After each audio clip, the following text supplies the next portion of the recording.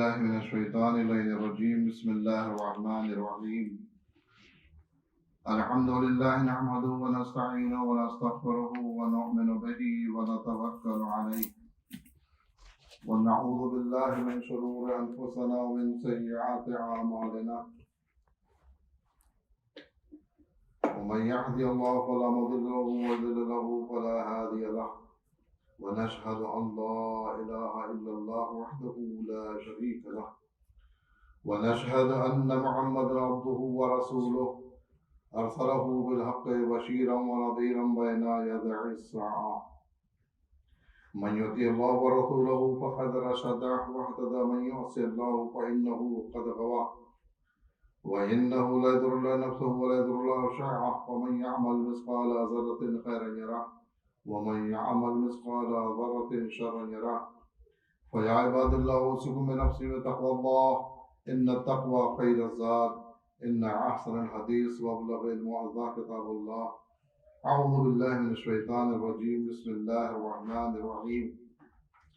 أما بعد فقد قال الله تبارك وتعالى في كتابه المجيد والفرقانه الحميد وقوله الحق.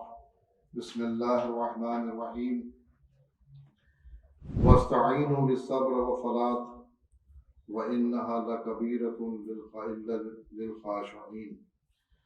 قرآن مجید کے اندر ارشاد پروردگار ہے کہ نماز اور صبر کے ذریعے سے مدد طلب کرو. واستعینوا، مدد طلب کرو، بالصبر، صبر کے ذریعے سے، والصلاۃ، اور نماز کے ذریعے سے. صبر کے لیے قرآن مجید نے بہت جگہ پر اس طرح سے کہا ہے، وبشر الصابرین، صبر کرنے والوں کو بشارت دے دو. بشارت ہمیشہ نیکی کی دی جاتی ہے، نعمت کی دی جاتی ہے. یعنی اللہ کہتا ہے کہ کامیابی اس کے لیے ہے کہ جو صبر کرنے والے ہیں. وبشر الصابرین، بشارت ہے صابرین کے لیے. اگر دنیا میں انسان صبر کرتا ہے، تحمل کرتا ہے، برداشت کرتا ہے، پیشنس رکھتا ہے، تو اس کے لیے درجات ہیں دنیا کے اندر، کامیابیاں ہیں اس کے لیے، اور آخرت میں اس کے لیے جنت میں مقامات ہیں. خود پیغمبر اسلام قطع مرتبہ حضرت محمد مصطفیٰ صلی اللہ علیہ وسلم ارشاد گرامی ہے کہ الصبر من الایمان، صبر جو ہے وہ ایمان کا ایک حصہ ہے. یعنی ایمان کے اگر 10 درجے اگر بنائے جائیں تو اس میں سے ایک درجہ صبر کا ہوتا ہے. اگر انسان صابر نہیں ہے، اگر انسان صبر نہیں رکھتا ہے، کہ انسان کے پاس صبر کی قوت نہیں پائی جاتی ہے، تو وہ ناقص ایمان رکھتا ہے. قرآن مجید نے کیا کہا؟ واستعینوا بالصبر والصلاۃ، نماز سے اور صبر سے استعانت حاصل کرو. اس سے مراد کیا ہے؟ سب سے پہلے میں سمجھنا ہوگا کہ صبر ہے کیا چیز. کہتے ہیں صبر کا مطلب یہ ہوتا ہے، یہ نہیں ہوتا ہے کہ انسان جو ہے کوئی اگر اسے مارے تو وہ تحمل سے بیٹھ جائے. صبر جو ہے وہ بزدلی کا نام نہیں ہے. صبر جو ہے کسی چیز کے لیے افسوس کرتے ہوئے بیٹھ جانے کا نام نہیں ہے، بلکہ صبر کا مطلب یہ ہوتا ہے کہ انسان اس کے مقابل میں کھڑا ہو اس طریقے سے تاکہ وہ مسئلے کو حل کر سکے. اب وہ مسئلہ اگر بیٹھ کے حل ہو سکتا ہے تو بیٹھ کے حل کرے گا، قیام کر کے حل ہو سکتا ہے تو قیام کر کے حل کرے گا، بات چیت سے حل ہو سکتا ہے تو بات چیت سے حل کرے گا، 2-4 لوگوں کو جمع کر کے اگر حل ہو سکتا ہے تو 2-4 لوگوں کو جمع کر کے حل کرے گا. جیسا موقع محل ہو اس اعتبار سے اگر کام کرتا ہے تو اسے صبر کرتا ہے. صبر کا مطلب ہوتا ہے کہ سامنے دیکھیں کہ یہ چیز جس کا ہم مقابلہ کر رہے ہیں اس میں ہمیں کیا کرنا ہے، اس کا مقابلہ ہمیں کس طرح سے کرنا ہے. تو اس طریقے سے وہ زمینہ اگر ہموار ہوتا ہے تو اسے کہتے ہیں صبر. صبر کا مطلب ہوتا ہے تحمل کرنا، برداشت کرنا. برداشت کا مطلب یہاں پہ یہ نہیں ہوتا ہے کہ کوئی مار رہا ہو آپ برداشت کریں، یہ تو بزدلی ہے. کوئی آپ کا گھر چھین رہا ہو آپ صبر کرے بیٹھ جائیں چپ چاپ سے کہ جو چھین لے تو لے گیا، یہ صبر نہیں ہے. آپ کو وہاں پر مقابلہ کرنا ہے. صبر کا مطلب یہ ہوتا ہے کہ اللہ کی جو احکام ہیں اس کے انجام دینے میں جو مصیبتیں آتی ہیں، جو تکلیفیں آتی ہیں، اس پر صبر کرنا صبر کہلاتا ہے۔ غیبہ کہ اگر انسان جو ہے رات میں اگر سویا ہے، اے سی چالو ہے، کمبل اوڑھے ہوئے ہے، نرم گدا ہے، نیند ہر ایک کو پیاری ہوا کرتی ہے، ایسے میں 5 بجے اٹھ کر کے جو ہے 5:30 بجے اٹھ کر کے نماز پڑھنا ایک مشکل کام ہے۔ یہ فطری چیز ہے، کوئی نہیں کہہ سکتا کہ نہیں بہت آسان کام ہے، ہمارے لیے کوئی بڑا کام یہ نہیں ہے بہرحال مشکل کام ہے، نفس پر کنٹرول کرنا ہوتا ہے ایسے ٹائم پہ۔ یہ سب جو ہے تکلیف کا سامنا کرنا پڑتا ہے۔ یا اگر ٹھنڈا کا موسم ہے اگر تو انسان صبح اٹھے گا، جو انسان گرمی سے اٹھا ہوا ہے، جو انسان آرام سے اٹھا ہوا ہے، وہ فوراً جا کے ٹھنڈے پانی سے وضو کرتا ہے، اس میں تکلیف ہوتی ہے۔ تو یہ امر الہی کو انجام دینے میں جو تکلیف برداشت کر رہا ہے اسے صبر کہتے ہیں۔ یہ مثال ایک آدمی جو ہے سب جو ہے حج کے لیے جا رہا ہے، اب حج کے لیے جانے جو ہے مال بھی لگانا ہے، اس کو سفر بھی اختیار کرنا ہے، پاسپورٹ بھی بنانا ہے، راستے کی صحبتیں بھی برداشت کرنا ہے، تو یہ سب چیزیں جو برداشت کر رہا ہے اس امر کو انجام دینے کے لیے اسے کہتے ہیں صبر کرنا۔ یعنی اس کا مطلب یہ ہوتا ہے کہ صبر جو اللہ چاہتا ہے وہ یہ صبر نہیں ہے کہ انسان کو کوئی مار رہا ہو، کوئی چھین رہا ہو، کوئی اذیت دے رہا ہو وہ صبر کرے چپ چاپ سے بیٹھے، نہیں، ایسا یہ بزدلی کی علامت ہے۔ صبر کا مطلب یہ ہوتا ہے کہ اللہ کے احکام کو انجام دینے میں جو تکلیفیں آتی ہیں، جو مصیبتیں آتی ہیں، اس کو برداشت کرنا۔ کوئی بھی مصیبت ہو، کوئی بھی پریشانی، بہت ساری رکاوٹیں ہو جاتی ہیں، ان رکاوٹوں کو دور کرنا، ان رکاوٹوں کا مقابلہ کرنا اور اس امر کو انجام دینا، اسے کہتے ہیں صبر۔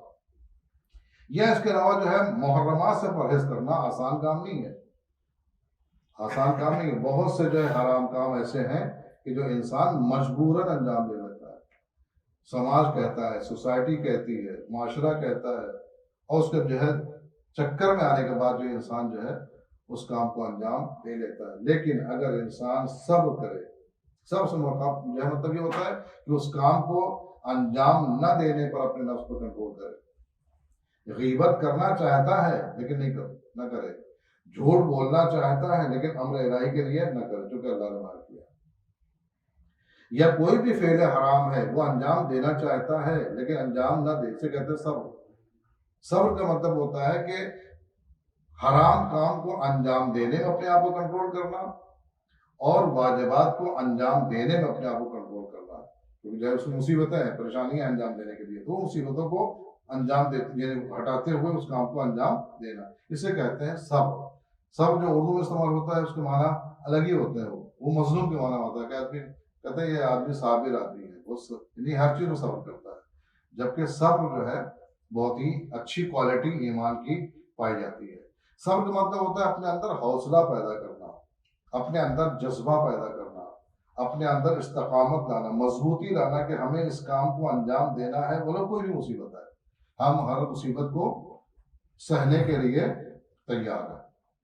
یہاں پر جو ہے جو یہ کہا گیا قرآن مجید کی جو آیت ہے وَاسْتَعِینُوا بِالصَّبْرِ وَالصَّلَاةِ، نماز اور صبر کے ذریعے سے اللہ کی استعانت حاصل کرو، تو یہاں پر صبر سے مراد کیا ہے؟ بہت ساری تفسیر ہے۔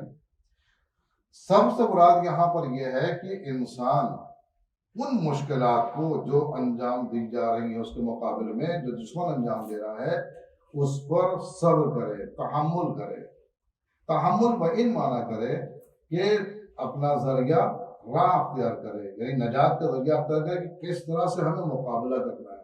اب دیکھیں جب جنگ ہوتی ہے مقابلے سے، جب جنگ ہوتی ہے تو انسان الگ الگ طریقہ استعمال کرتا ہے، کہیں گڑھا کھودا جاتا ہے تو کہیں پر دیوار اٹھائی جاتی ہے، کہیں پر جو ہے کچھ، کہیں پر کچھ فوج کو اس طرف بھیجا جاتا ہے، کچھ اس طرف بھیجا جاتا ہے، تو الگ الگ طریقے اپنائے جاتے ہیں کہ جس کے ذریعے سے جو ہے وہ مقابلہ کر سکے دشمن کا۔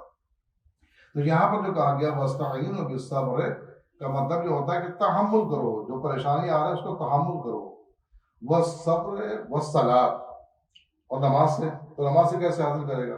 یعنی جب بھی تمہارے اوپر کوئی مصیبت یا تکلیف یا پریشانی اگر آتی ہو تو تمہیں چاہیے کہ تم اللہ کے راستے کو پکڑ لو، یہ نماز کے لیے کھڑے ہو جاؤ۔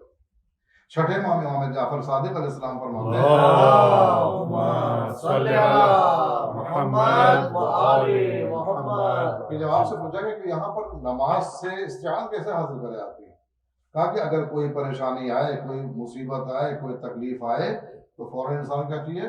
مصلی بچھا کر کے اللہ کی بارگاہ میں حاضر ہو جائے، اللہ کی بارگاہ میں حاضر ہو جائے۔ اب اگر اللہ کی بارگاہ میں حاضر ہو گیا تو وہ اللہ کی پناہ میں آ گیا، اب اس کے پاس کوئی مصیبت نہیں آ سکتی، جو مصیبت آئی ہوگی وہ واپس چلی جائے گی۔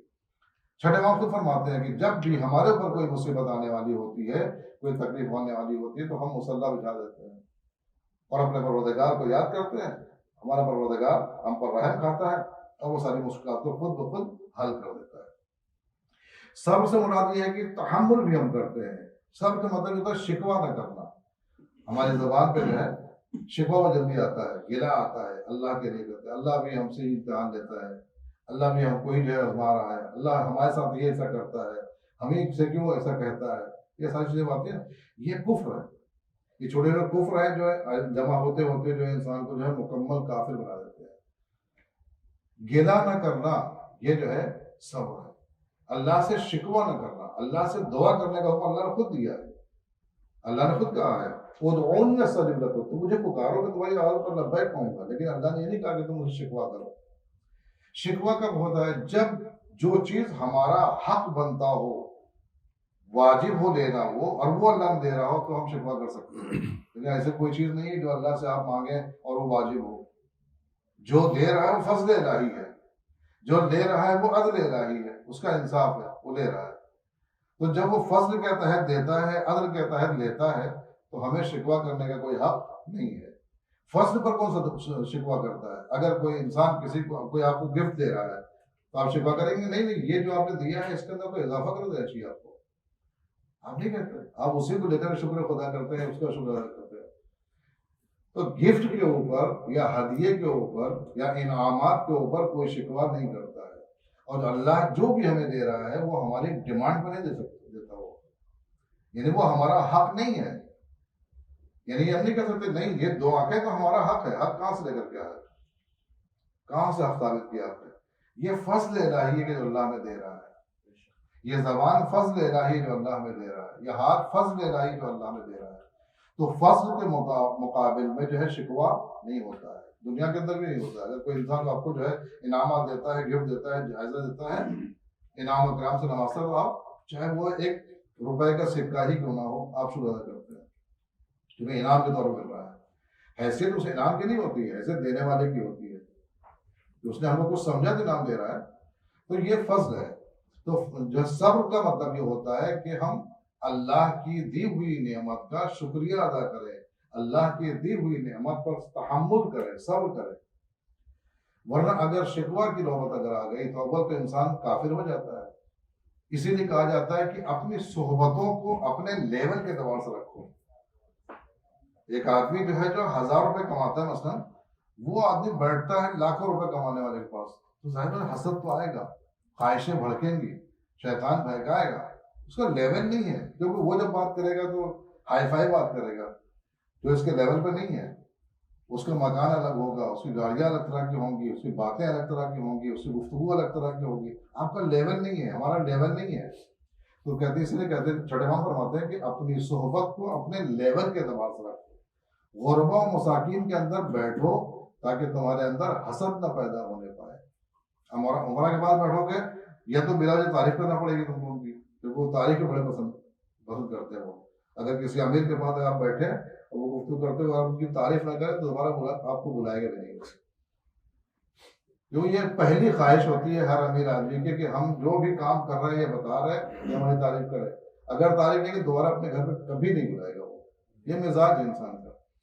اور اس کے علاوہ یہ ہے کہ پھر ہمارے اندر بھی جو ہے حسد پیدا ہوتا ہے، شیطان بہکائے گا ہم کو بھی، اس کے پاس ہے ہمارے پاس نہیں ہے، اس کے پاس یہ چیز پائی جاتی ہے ہمارے پاس نہیں ہے، پھر جو ہے اس کی بنا پر کیا ہوتا ہے، پھر وہ حرام کا مبتلا ہونے کا خطرہ ہوتا ہے۔ اس لیے چھوٹے امام کو فرمایا کہ تمہیں چاہیے کہ تم اپنے لیول کے اعتبار سے گفتگو کرو، اپنے لیول کے اعتبار سے جو ہے ہم نشین بناؤ، اپنا دوست بناؤ اپنے لیول کے اعتبار پر، یا اپنے سے کمتر کو بناؤ، جو تم سے غریب ہو وہاں بیٹھو، تمہیں زیادہ سکون ملے گا۔ اکثر ائمہ معصومین جو ہے وہ غربا و مساکین کے درمیان جگہ بیٹھا کرتے تھے۔ آپ بتائیں کوفے کے اندر بڑے بڑے گورنر رہا کرتے تھے، بڑے بڑے روسا اور امیر رہا کرتے تھے، کہ مولانا کہاں بیٹھتے تھے؟ میسم تمار کی ریڑھی پر جا کے بیٹھا کرتے تھے، جہاں پر ٹھیلا جہاں پہ اس کو کھجورے بیچا کرتے تھے وہاں جا کے بیٹھا کرتے تھے. یعنی کیا مطلب؟ یعنی عمرا کے پاس بیٹھو گے تو نقصانات ہیں تمہارے لیے، لیکن اگر غریب کے پاس بیٹھو گے تو تمہیں سکون ملے گا کہ میں بھی اسی طرح ہوں. آپ دیکھیں مولانا کا ہی اور جو ہے عمل ہے کہ جو ہے انتقال سے پہلے، شہادت سے پہلے جو ہے وہ کھنڈر کے اندر جاتے تھے، جانے کے بعد وہ غریب کے پاس جو بیٹھ کے کھانا کھلایا کرتے تھے. اور جب پوچھا اس نے جو ہے کہ آپ کون ہیں، تو یہ کہا کہ بس اتنا جانا کہ ایک مسکین کے پاس بیٹھا ہوا ہے، ایک فقیر کے پاس بیٹھا ہوا ہے. تو یہ لیول ہے. یعنی ہمیں بھی یہ درس دیا گیا، مولانا نے جو ہے ہمیں درس دیا ہے کہ ہمیں چاہیے کہ ہم غرباء و مساکین سے زیادہ گھل مل کر آئیں، کیونکہ آپ ذرا سی بھی اگر ان کے اوپر جو ہے عنایت کریں گے تو وہ دعائیں دیں گے آپ کو. امیر کبھی دعا نہیں دے گا.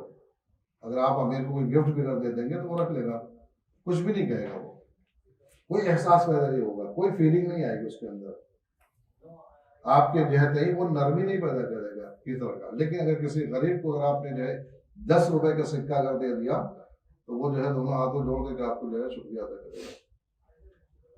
آپ کے لیے وہ اللہ کی بارگاہ میں دعا بھی کر سکتا ہے، آپ کے ہاتھ میں دعا بھی کر سکتا ہے. تو یہ جو ہے کہا گیا کہ اپنے غرباء و مساکین کے ساتھ بیٹھو. تو میں عرض یہ کر رہا تھا کہ صبر کا مطلب ہوتا ہے تحمل کرنا. صبر کا مطلب ہوتا ہے اللہ کی بارگاہ میں دعا کرنا، نہ کہ شکوہ کرنا. ہوتا ہے کہ شکوہ جو ہے کس کے مقابل میں ہوتا ہے؟ حق کے غصب ہونے کے مقابل میں ہوتا ہے. اگر کسی نے کوئی حق چھین لیا ہے آپ کا تو آپ شکوہ کرتے ہیں، فریاد کرتے ہیں اور بکا کرتے ہیں. لیکن فضل کے مقابل میں جو ہے کیا ہوتا ہے؟ صبر ہوتا ہے، شکر ہوتا ہے، شکوہ نہیں ہوتا ہے. تو اللہ ہمیں جو دے رہا ہے وہ کیا ہے؟ فضل الہی ہے. تو جب فضل الہی ہے تو ہمیں شکوہ نہیں کرنا چاہیے، بلکہ کیا کرنا چاہیے؟ شکر خدا کرنا چاہیے. ہر حال میں شکر ادا کرنا چاہیے. ہر حال کے اندر ہمیں اللہ کا، اپنے پروردگار کا شکر ادا کرنا ہے. اس کے علاوہ ایک چیز اور بھی ہے، آپ کو جگہ جگہ پر صبر کرنا ہے، تحمل کرنا ہے. آپ دیکھیں امام حسین علیہ السلام نے کربلا کے میدان میں کربلا کے میدان میں شب عاشور جو چیز استعمال کی ہے، حالانکہ آپ کو جو ہے تلواریں بھی تھیں، نیزے بھی تھے، اپنے پاس گھوڑے بھی تھے، فوج بھی، سب کچھ موجود تھا. لیکن جس چیز کے لیے، یعنی امام صلی اللہ علیہ وسلم نے یہ نہیں کہا کہ جو ہے یزید سے کہہ دو اپنی جو ہے عمر صاحب سے کہہ دو کہ تھوڑا سا انتظار کریں، ہم اپنی تلواروں پر سائیکل کر لیں. یہ نہیں کہا کہ ہم اپنے گھوڑے کو پانی پلا لیں یا اپنے سپاہیوں کو ہم جو ہے اور سمجھا دیں. ایسا کچھ نہیں کہا. کیا کہا امام صلی اللہ علیہ وسلم نے؟ ایک رات کی ہمیں مہلت دے دی جائے تاکہ ہم اللہ کی عبادت کر سکیں. جنگ کرنا ہے، نماز تھوڑی پڑھانی کل جہاد کرنا ہے، نماز جماعت تھوڑی برقرار کرنی ہے. تو امام حسین علیہ السلام نے نہیں کہا کہ میں اپنے گھوڑوں کو صحیح کر لوں، گھوڑے جو ہے مرتب نہیں ہوئے ہیں، فوج صحیح نہیں ہوئی، تربیت کرنا ہے، کچھ لوگ آ رہے ہیں، یہ ایسا کچھ بھی کوئی بھی ڈیمانڈ نہیں کی. کیا کہا؟ یہی کہا کہ جو ہے ہمیں ایک رات کی مہلت دی جائے تاکہ اپنے پروردگار سے گفتگو کر سکیں، ہم راز و نیاز کر سکیں. ہم یہ وہی آیت وَاسْتَعِینُوا بِالصَّبْرِ وَالصَّلَاةِ، اللہ کی اگر مدد چاہے تو صبر کے ذریعے. تو صبر تھا ہی وہاں پر، صبر تو کر ہی رہے تھے، تحمل کر ہی رہے تھے. اگر صبر تحمل نہ کر رہے ہوتے تو مدینہ نہ چھوڑتے. صبر و تحمل اگر نہ ہوتا تو بچوں کو لے کر کے نہ آتے. صبر و تحمل نہ ہوتا تو خواتین کو نہ لے کر کے آتے. صبر و تحمل اگر نہ ہوتا تو یہاں باسی نہ کہتے کہ جو ہے خیمہ جو ہے ہٹا لو وہاں سے دریا کنارے سے، کہہ دیا تو یہ سب ہوا. لیکن صلاۃ بھی تھا، نماز بھی تھی. لہذا نماز کے لیے اللہ کے اس ولی خاص نے یزیدی لشکر سے اجازت مانگی ہے. کیا ایک رات کی مہلت اور دے دو؟ جنگ تو کر رہی ہے، جہاد تو کر رہی ہے، وہ تو اپنے جگہ پر ہے. کس کے لیے؟ بالصلاۃ، نماز کے لیے. رات بھر روایت بتاتی ہے دشمن یہ کہہ رہا تھا کہ رات میں ایسے لوگوں کی آواز، تکبیروں کی آواز آ رہی تھی، نمازوں کی آواز آ رہی تھی، دعا کی آواز آ رہی تھی، جیسے مکھیوں کے بھنبھنانے کی آواز آتی ہے. اس کا مطلب یہ کہ آپ دیکھیں جب بھی کوئی مشکل پریشانی ہوتی نا ہمارے درمیان میں، ہمارے سوسائٹی سماج کے اندر یہ ہے کہ اگر کوئی بھی پریشانی ہوئی، کوئی بھی تکلیف ہوئی یا کوئی بھی خوشی کا زیادہ جو ہے اگر کہیں حاصل ہو گئی، سب سے پہلا جو اثر پڑتا ہے کس بات کو پڑتا ہے؟ نماز کے اوپر. سب سے پہلا اثر جو پڑتا ہے وہ نماز کے اوپر پڑتا ہے. گھر کے اندر کوئی خوشی ہوئی، نماز گئی. ذرا سی کوئی مشغولیت ہوئی، نماز گئی. ذرا سا کوئی مہمان گھر پہ آ گیا، تکلفات میں رہ گیا، نماز چلی جاتی ہے ہماری. اس کا مطلب ہے کہ ہم جو ہے ذرا سی خوشی پا جاتے ہیں یا غم پا جاتے ہیں تو ہم کیا کرتے ہیں؟ سب سے پہلے نماز ہی چھوڑ دیتے ہیں. امام حسین علیہ السلام ایسے موقع پر کہ جبکہ ادھر 30,000 کے لشکر موجود ہے، سب کے سب خون کے پیاسے ہیں، وہاں پر لاکھوں کی تعداد میں جو ہے گھوڑے موجود ہیں، اونٹ موجود ہے، ساری فیسلٹیز وہاں موجود ہے. اس کے مقابل میں جو ہے امام السلام جو ہے گھبرا نہیں رہے، بلکہ کیا کریں؟ ایک رات کی مہلت ہے تو میں نماز پڑھتا ہوں. جو تیاری کرنی ہے وہ تیاری ہم نے کر لیا ہے، وہ اپنی جگہ پر ہے. لیکن وَاسْتَعِینُوا بِالصَّبْرِ وَالصَّلَاةِ، میں اپنے پروردگار کا شکر تو ادا کروں کہ اس نے ہمیں منتخب کیا ہے اس وقت کے لیے. تو یہ امتحان بھی ہوتا ہے، صبر بھی کرنا ہے، اس کے بعد امتحان بھی کرنا ہے. واقعہ بہت ہی لمبا ہے، تفصیلی ہے، اس لیے میں بیان نہیں کرنا چاہتا، لیکن آپ اشارہ خالی سمجھا. جناب ایوب کے سلسلے میں آپ نے سنا ہوگا صبر ایوبی مشہور ہے. صبر ایوبی کیوں وجود میں آیا؟ جناب ایوب کی خاصیت یہ تھی کہ وہ ہر لمحہ تسبیح پروردگار کرتے تھے، ہر لمحہ تسبیح پروردگار، ہر نعمت پر شکر پروردگار، کیونکہ ان کی مالی حالت اچھی تھی، ٹھیک ٹھاک جو ہے مالی حالت ان کی تھی، اچھے خاصے زمیندار تھے، اور ان کا گوسفند وغیرہ بھی تھا، اونٹ وغیرہ بھی کافی تعداد میں تھا. اپنے وقت کے جو ہے روسا میں سے تھے. اور کسی رئیس کا جو ہے شکر خدا کرنا یا جو ہے عبادت کرنا جو ہے مشکل کام تھا. تو جناب ایوب کے اندر جو ہے یہ مالی حیثیت بہت تھی ان کے اندر، یعنی ٹھیک ٹھاک مال تھا ان کے پاس، کاروبار کافی تھا ان کا. اور اس کے علاوہ جو ہے ان کے پاس اولاد جو تھی وہ بھی کثیر اولاد تھی، جوان لڑکے، خوبصورت لڑکے، کہ جس جو ہے گروہ نکل جایا کرتے تھے، لوگ رشک کرتے تھے کہ واقعی فرزند ہو تو ایسے ہو. اس کے علاوہ ان کی بیوی بھی بہت خوبصورت تھی، اور جناب ایوب خود بھی جو ہے بہت ہی حسین اور جمیل تھے. لیکن اس کے باوجود مال کی کثرت، اولاد کا کثیر ہونا، جوان بچے، سب کے کاروبار، سب کے اچھے جو ہے کاروبار ہے، اور سب کے جو ہے بہترین مکان ہے، سب کے اپنی فیملی کے ساتھ رہتے ہیں، لیکن سب موتی و فرماردار ہیں کس کے؟ جناب ایوب. بیوی بھی ہے پرستار، بیوی جو ہے خدمت گزار، حالات بھی اچھے ہیں مالی اعتبار سے، اولاد کے اعتبار سے، ہر اعتبار سے اچھے ہیں. لیکن اس کے باوجود بھی جناب ایوب شکر پروردگار کرتے ہوئے تھکتے نہیں ہیں. ہر لمحہ اللہ کو یاد کرتے ہیں، ہر لمحہ اللہ کو یاد کرتے ہیں، روتے رہتے ہیں، گڑگڑاتے رہتے ہیں، اپنے معبود کی جو ہے نعمتوں کو شکر ادا کرتے رہتے ہیں، تسبیح پروردگار کرتے رہتے ہیں، نماز پڑھتے رہتے ہیں، سجدہ کرتے رہتے ہیں. کھیت میں جاتے ہیں سجدہ کرتے ہیں، گوسفند لے کے جاتے ہیں سجدہ کرتے ہیں، کاروبار کرتے ہیں سجدہ کرتے ہیں، کسی ملنے جاتے ہیں نماز پڑھتے ہیں. یہ وہ کام کرتے رہتے. تو جناب ایوب کی یہ کیفیت دیکھ کر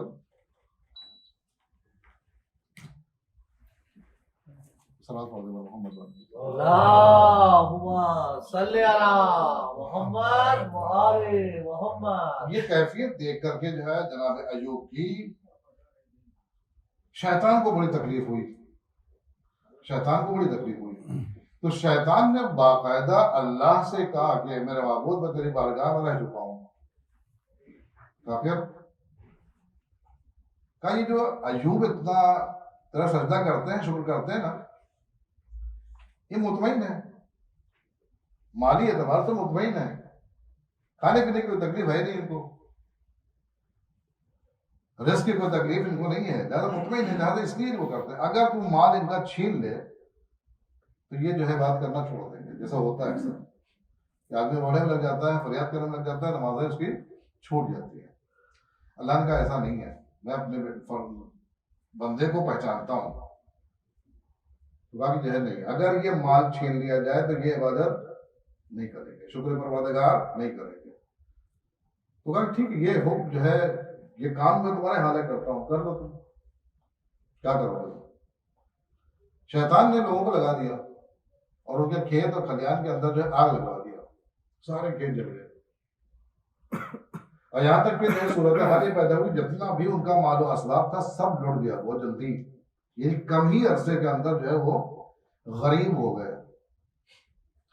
لیکن مال و اسباب لٹ گئے، سارے گوسفند مر گئے، اونٹ سارے ختم ہو گئے، چوری ہو گئے، کھیت کے اندر جو ہے پیداوار نہیں ہو رہی ہے، یا ہوتی ہے تو چوری ہو جاتا ہے.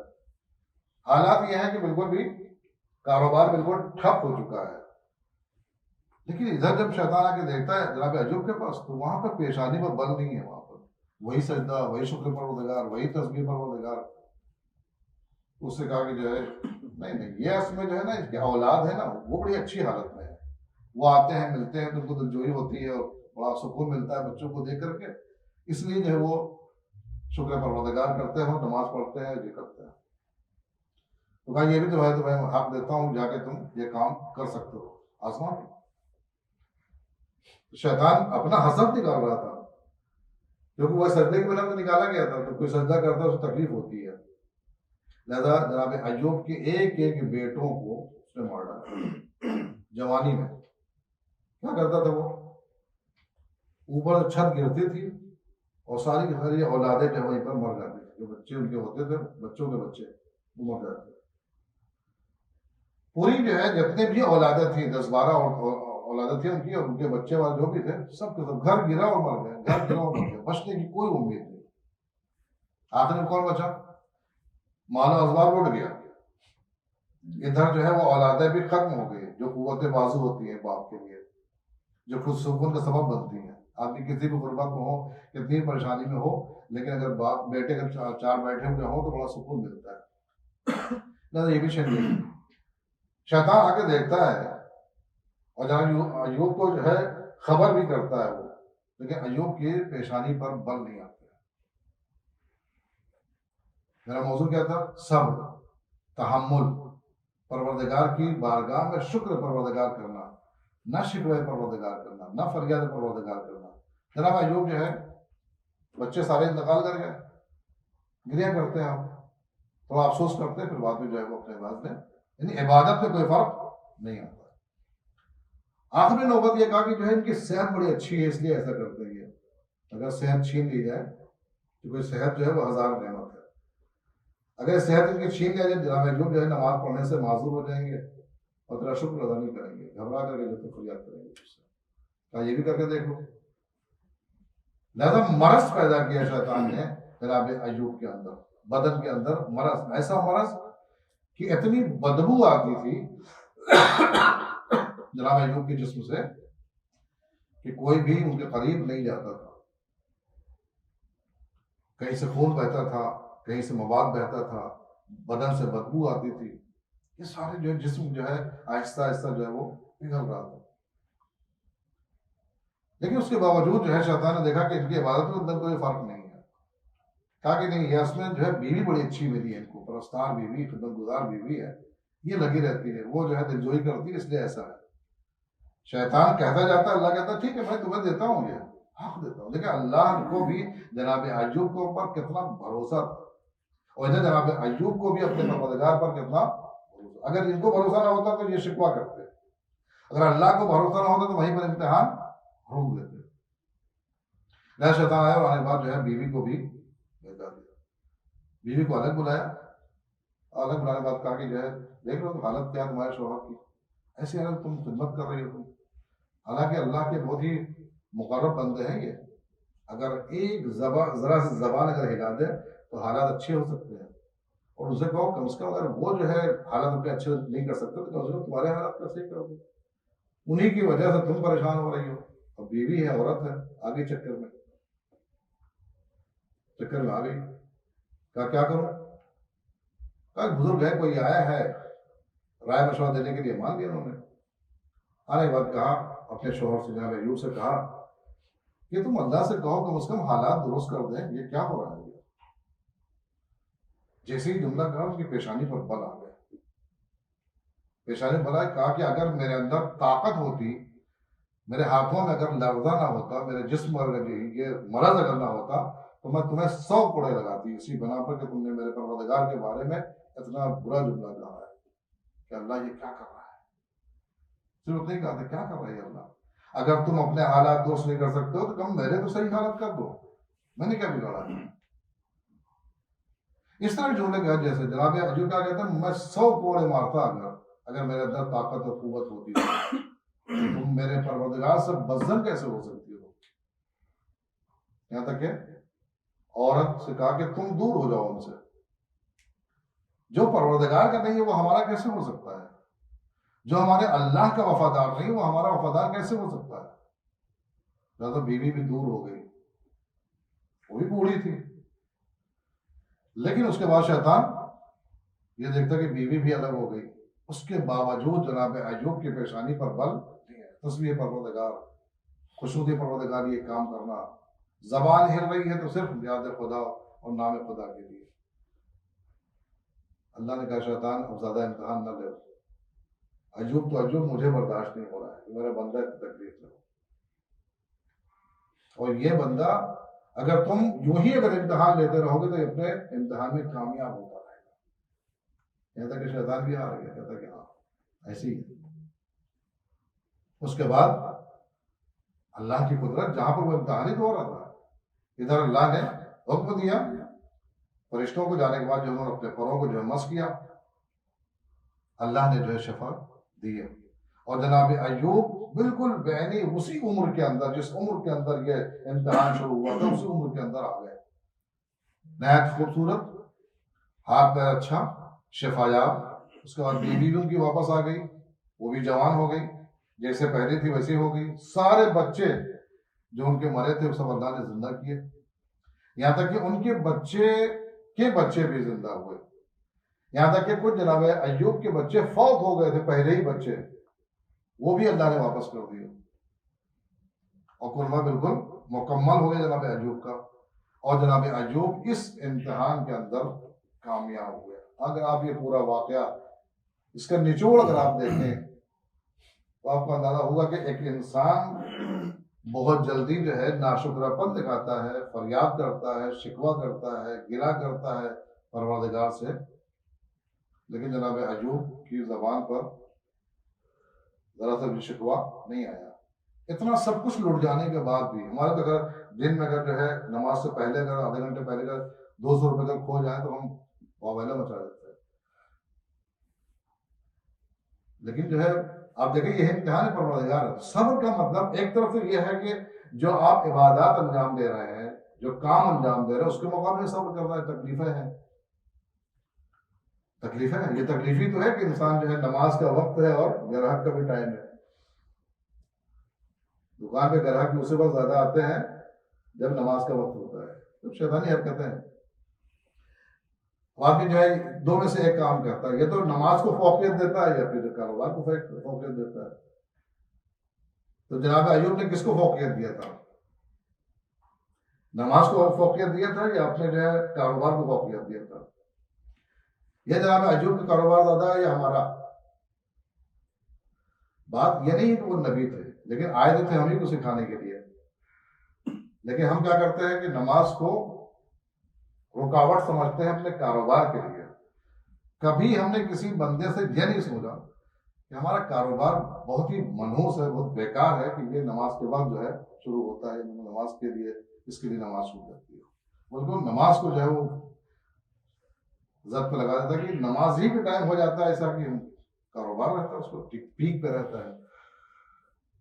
تو یہ چیزیں جو ہے یہ تو دو میں سے ایک فوقیت دینا ہے آپ کو، یا تو کاروبار کو فوقیت دینا ہے یا پھر نماز کو فوقیت دینا ہے۔ وہ اپنے ایمان کے اوپر، ہر ایک کا اپنا اپنا ایمان ہوتا ہے، کوئی نماز کو فوقیت دیتا ہے کہ وہ کاروبار کو کوئی فوقیت دیتا ہے۔ تو دونوں میں سے جو ہے یہ انبیاء کی سیرت رہی، جو میں نے بتایا صبر ایوبی جو مشہور ہے، یہ تو ضمن بات آ گئی، تو یہ خلاصہ میں بیان کیا کہ صبر ایوبی کیوں وجود میں آیا، اتنا اہم امتحان جو ہے جناب ایوب نے دیا ہے، اس لیے جو ہے آپ کو یہ مقامات ملے ہیں۔ لہذا ہم اللہ کی بارگاہ میں دعا کرتے ہیں، ہمارے اللہ بحق محمد و آل محمد ہمیں روش انبیاء کرام کے اوپر چلنے کی توفیق عنایت فرما، اور بحق محمد و آل محمد ہمارے زمانہ کے ظہور میں تعجیل فرما، اور ہم کو ان کے اعوان و انصار کا شمار فرما۔ ربنا تقبل منا انک انت السمیع